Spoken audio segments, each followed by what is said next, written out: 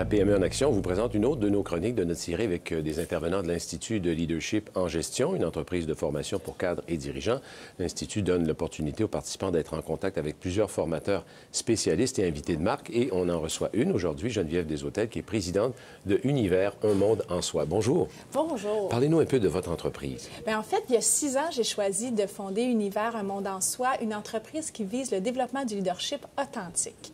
Par le biais du coaching, de la formation, des conférences et de l'écriture, bien, j'amène les gens à prendre le leadership de leur propre vie pour être des meilleurs leaders d'équipe en organisation. Et la clé là-dedans, vous l'avez dit, le mot c'est authentique. D'ailleurs, vous avez écrit un ouvrage aussi sur le même concept. Tout à fait, qui s'appelle « Oser le monde en soi, choisir d'être et agir en leader authentique ». C'est un guide d'auto-coaching. Je ne voulais pas donner de recettes. En coaching, on ne donne pas de recettes. On permet à l'autre de trouver ses propres solutions. Alors, le livre se veut sur 1 an une démarche d'auto-coaching. Qu'est-ce qui vous a amené à travailler avec les gens de l'Institut?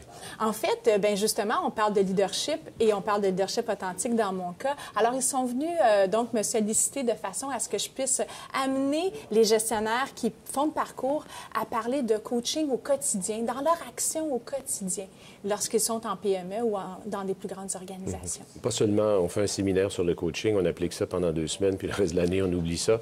C'est au jour le jour. Effectivement, c'est une posture d'être un gestionnaire coach. Alors, il faut la développer et bien, ça commence par soi.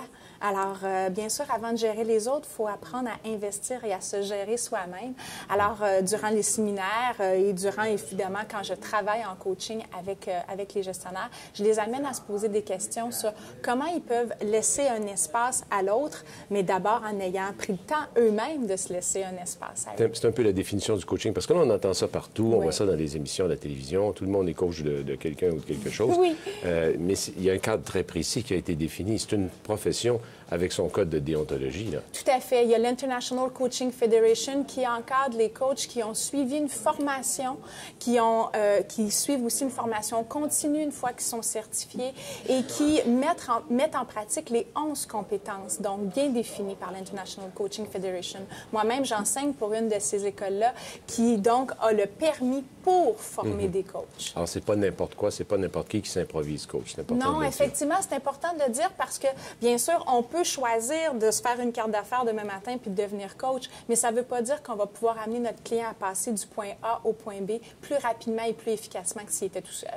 C'est quoi l'intérêt pour une PME? Parce qu'on penserait que c'est seulement les grandes entreprises qui peuvent se permettre ça, au niveau des hauts cadres, d'avoir ce genre de formation-là, mais ça peut être efficace pour une petite entreprise aussi. Encore plus, je le dirais, parce que comme les moyens sont moins grands, évidemment, que les grandes organisations, il faut que le développement soit dans l'action et de façon ponctuelle. Et c'est ce que le coaching amène. Alors, d'une part, on peut développer les gestionnaires à être des meilleurs coachs au quotidien, mais on peut aussi, comme coach professionnel, aller aider, par exemple, une relève à bien prendre le poste lorsqu'il sera vacant et disponible. Alors, effectivement, ce que ça permet, le coaching, c'est vraiment de pouvoir développer dans un contexte où on le voit de plus en plus complexe, ambigu. Alors, il faut trouver des solutions qui soient sur mesure, rapides et efficaces. Est-ce qu'on peut faire des erreurs en voulant faire du coaching? Totalement. Je vous dirais que la pire erreur, c'est de penser qu'on en fait alors qu'on n'en fait pas. Souvent, les gens vont dire « je vais te coacher », mais ils vont donner beaucoup de conseils.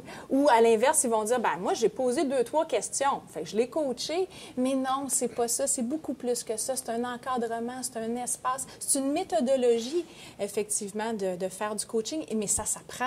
Oui. Bien sûr. Ça s'apprend parce que, oui, ça semble assez complexe quand même. Ça pourrait peut-être faire peur à certains dirigeants d'entreprise, mais il y a moyen d'apprendre ça et de l'appliquer par la suite. Tout à fait. Il y a plusieurs séminaires qui s'offrent là-dessus quand on veut soi-même se développer. Et on peut aussi en bénéficier. Lorsqu'on bénéficie de coaching, on apprend aussi par osmose, bien sûr. Alors, ça nous permet après ça de dire, moi, je dis souvent à mes clients, applique avec tes employés ce que je viens de faire avec toi. Et bien sûr, on apprend par cet exemple-là. Si vous aviez un conseil à donner aux gens qui nous écoutent à propos du coaching, ce serait quoi? Bien, je vous dirais, allez découvrir au-delà du mot, OK? Au-delà de ce qu'on voit sur Internet. Allez vous renseigner dans les différentes écoles qui offrent des séminaires sur comment devenir un bon gestionnaire coach et plongez plonger, vous allez voir, ça va être bénéfique pour vous et bénéfique pour les autres de façon durable. C'est ça, le coaching. C'est quelque chose, en fait, qui a toujours existé, hein, les dirigeants d'entreprise plus âgés qui formaient les plus jeunes, sauf que là, maintenant, on l'a encadré, on l'a mieux défini, mais en fait, il y a toujours eu des gens qui conseillaient les gens. En fait, oui, souvent, ce que vous venez de décrire, on va le nommer maintenant du mentorat.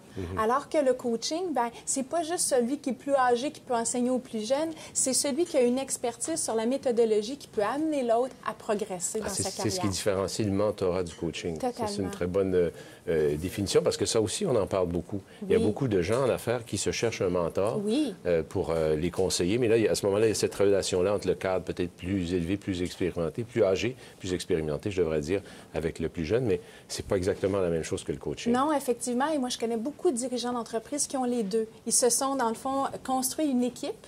Hein, dans le fond, une équipe de 2 personnes. Ils ont leur coach, puis ils ont leur mentor, puis chacun a une mission différente. Complémentaire. Oui. C'était très intéressant. Merci beaucoup de nous avoir visités à l'émission PME en Action. Merci beaucoup, monsieur. Au revoir.